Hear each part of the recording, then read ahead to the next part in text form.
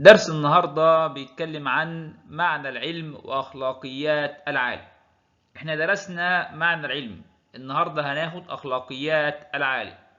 أول حاجة عندك مهام رجل العلم. قال لك عندك 3 حاجات: الوصف والتفسير والتنبؤ. أول حاجة عندك الوصف. طب يعني إيه وصف؟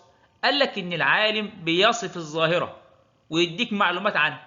مثلا البراكين، اوصفها، هتقول لي عبارة عن خروج مادة منصهرة وغازات وأبخرة من باطن الأرض. كده بتعمل إيه؟ بتصف شكل البراكين. يبقى مهمة العالم الوصف، هي المهمة الأولى لرجل العلم، وهي وصف ما يراه أو يسمعه، حيث يصف العالم المشاهدات الحسية التي يراها ليجمع كل منها في مجموعة واحدة يطلق عليها اسما معينا. تعرف هذه العملية بالتصنيف، إن هو بيجمع كل مجموعة على حدة. رقم 2 التفسير. طب يعني إيه تفسير؟ قال لك معرفة سبب وقوع الظاهرة. مثلا الفيضان، إيه سبب الفيضان؟ قال لك سقوط الأمطار الغزيرة. يبقى أنت كده عرفت إيه سبب الفيضان. يبقى التفسير العثور على أسباب وقوع الأشياء أو الظواهر المحيطة بالإنسان بهدف إيه؟ توضيح كيفية حدوثها. رقم 3 التنبؤ. قال لك يرتبط التنبؤ بالتفسير. يعني إيه؟ يعني لازم أن تكون عارف سبب الظاهرة علشان تتنبأ حدوثها في المستقبل. يعني احنا قلنا مثلا ان الفيضان سببه هطول الامطار الغزيره، يبقى نتنبأ في المستقبل اخطار الفيضان، زي مثلا اضرار للبشر والممتلكات. يبقى يرتبط التنبؤ بالتفسير. فالتفسير الذي نصل به الى القوانين العلميه هو تفسير موجه الى ايه؟ الى المستقبل، من خلال الاخذ بالمعلومات المدونه والتعميمات المقبوله. رقم 2 صفات رجل العلم. قال لك الأمانة العلمية 3 حاجات: الأمانة فيما يقدمه من براهين وأدلة، عن طريق إيه؟ إجراء التجارب في العلوم الطبيعية والاستبيانات في العلوم الاجتماعية.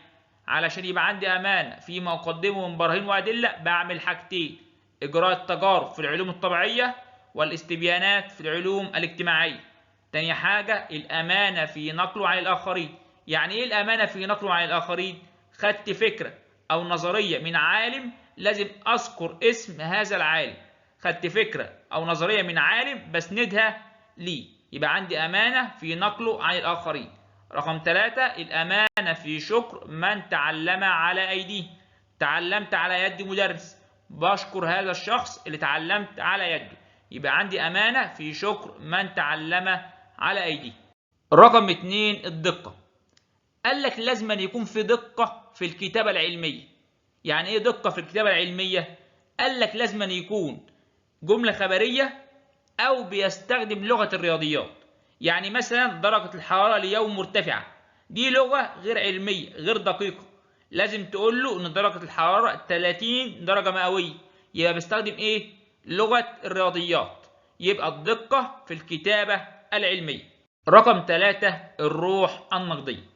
قال لك إن العالم بيتقبل النقد، ولكن لا يقبل منها سوى إيه؟ ما يبدو له مقنعا على أسس علمية. يبقى العالم بيتقبل النقد ولكن لا يقبل منها سوى إيه؟ ما يبدو له مقنعا على أسس علمية. آخر حاجة في صفات رجل العلم الخيال. يعني إيه خيال؟ إداك مثال مثلا إن عباس ابن فرناس قال إنه يستطيع الطيران إذا امتلك جناحين، وتحقق ذلك على إيه؟ على يد العلماء بعد اختراع الطيارة. يعني كان زمان حلم، حاليا بقى واقع. يبقى يعد بالنسبة للعالم ليس غاية ولكن وسيلة توجهه نحو اكتشاف الحقيقة. يبقى الخيال ليس غاية ولكن وسيلة. خصائص المعرفة العلمية. قال لك أول حاجة العقلانية. يعني إيه عقلانية؟ يكون عندك جرأة عقلية اللي أنت تقدم نظريات وأفكار وتجارب. يبقى العقلانية تتطلب الجرأة العقلية والإقدام على الفعل والعمل الجاد المتقن. تاني حاجة قال لك إن الأفكار ديت والنظريات ديت بيتم تصحيحها على يد العلماء. يبقى المراجعة والنقد والتصحيح المستمر. يبقى العقلانية بيتطلب حاجتين: جرأة عقلية تاني حاجة المراجعة والنقد والتصحيح المستمر. رقم 2 تؤكد دائما أن ما نعلمه يعد قليلا بالنسبة لما لا نعلمه. يعني إيه؟ يعني عندنا نقص في المعرفة. يعني مثلا معرفتنا بنصف العالم يؤكد إيه؟ أننا نجهل بنصف الآخر. وإن علماء الفلك قالوا مثلا إنهم لا يعرفون إلا 10% من أسرار الكون. يبقى عندنا إيه؟ نقص في المعرفة. يبقى تؤكد دائما أن ما نعلمه يعد قليلا بالنسبة لما لا نعلمه. رقم 3 إنسانية. يعني إيه إنسانية؟ بيقول لك إن المعرفة العلمية من صنع الإنسان، لأنها تجري في سياق إنساني وتحمل في داخلها قيما أخلاقية وجمالية لخدمة الإنسان. رقم 4 لكل منها الإطار النظري الفلسفي الذي تنطلق منه. قال لك إن كل معرفة علمية لها موضوعها الخاص به. يعني كل معرفة علمية لها الإطار النظري الفلسفي الخاص به، ولا يصح مقارنة نظرية علمية بنظرية علمية أخرى. يعني مثلا ما أقدرش أقارن نظرية أينشتاين بنظرية نيوتن. يعني لا يصح مقارنة نظرية علمية بنظرية علمية أخرى. رقم 5 تشترك جميع فروعها في أساسيات البحث العلمي. قال لك إن أي معرفة علمية بتعتمد على إيه؟ على الدليل والبرهان في إثبات الفروض وصولا إلى القانون العلمي. يبقى أي معرفة علمية بتعتمد على حاجتين: الدليل والبرهان في إثبات الفروض علشان يوصل لإيه؟ للقانون العلمي. رقم 6 احتمالية، لأنها لا تقدم لنا خبرا نهائيا حول أي ظاهرة ندرسها. يعني إيه؟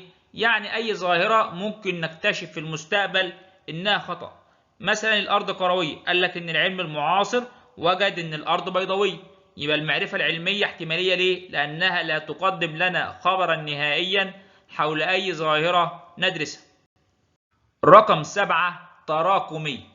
طب يعني إيه معرفة تراكمية؟ قال لك بتعمل تحديثات دايما من القديم إلى الجديد. يعني مثلا العالم بينتهي عند نقطة معينة، يجي العالم اللي بعده بيحدث عليه، فهي دائمة النمو والتطور، حيث تنقض نظريات قديمة أثبت العلم المعاصر عدم مناسبتها. رقم 8 ذات جانب اجتماعي. يعني إيه؟ قال لك المعرفة العلمية تحدث داخل إطار مجتمع. يعني في تعاون بين أفراد وبين مجتمع إنساني. رقم 9 تتقدم. قال لك إن المعرفة العلمية بتتقدم من خلال إيه؟ حاجتين: الصراع بين القديم والجديد والصواب والخطأ.